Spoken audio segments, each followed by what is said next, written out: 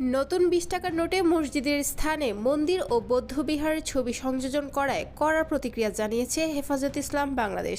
সংগঠনটি এটিকে দেশের সংখ্যাগরিষ্ঠ মুসলমানদের ধর্মীয় বিশ্বাস ও আবেগের উপর গভীর আঘাত হিসেবে আখ্যায়িত করে বিতর্কিত নোটটি অবিলম্বে বাতিলের দাবি জানিয়েছে।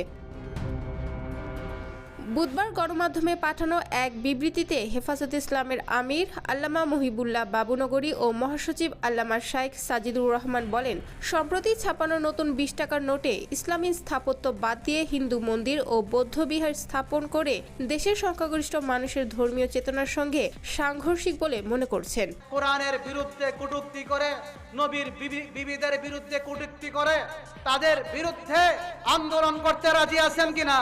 দেশ জুড়ে তোলপাড় ওয়ালটন ফ্রিজ কিনে আপনিও হয়ে যেতে পারেন মিলেনিয়ার।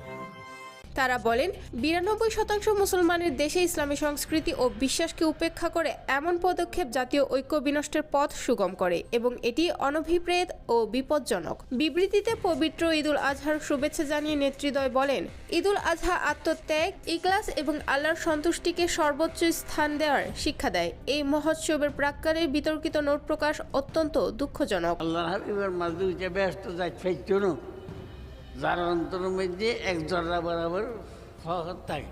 তারা অভিযোগ করেন, এর মাধ্যমে দেশের সংখ্যাগরিষ্ঠ মানুষের ধর্মীয় পরিচয় ও আত্মমর্যাদার সঙ্গে সরকারের অবস্থান সাংঘর্ষিক হয়ে উঠেছে। নোট নকশার পেছনে যেসব ব্যক্তি বা গোষ্ঠী জড়িত তাদের চিহ্নিত করে জবাবদিহিতার আওতায় আনতে হবে। হেফাজতের নেতারা বলেন, রাষ্ট্রীয় প্রতীক ইসলামী ভাবধারায় প্রতিফলন থাকা একটি মুসলিম সংখ্যাগরিষ্ঠ দেশের জন্য স্বাভাবিক এবং ন্যায়সঙ্গত প্রত্যাশা। নোটে ধর্মীয় সংখ্যালঘু উপাদান একতরফাভাবে তুলে ধরা সংখ্যাগরিষ্ঠ সম্প্রদায়ের উপর চাপ সৃষ্টি শামিল। তারা দাবি করেন, এই নোট অবিলম্বে বাতিল করে নতুন করে সংখ্যাগরিষ্ঠ ধর্মাবলম্বীদের অনুভূতি ও বিশ্বাসের প্রতি শ্রদ্ধা রেখে নকশা প্রণয়ন করতে হবে। হেফাজত ইসলাম দেশের সব ইসলামপন্থী রাজনৈতিক ও অরাজনৈতিক সংগঠনকে এই বিষয়ে সোচ্চার ভূমিকা রাখার আহ্বান জানিয়েছে। একই সঙ্গে ইসলাম ও দেশের স্বার্থে সকলকে ঐক্যবদ্ধ থাকার জন্য জনগণের প্রতি আহ্বান জানিয়েছে এই নেতারা।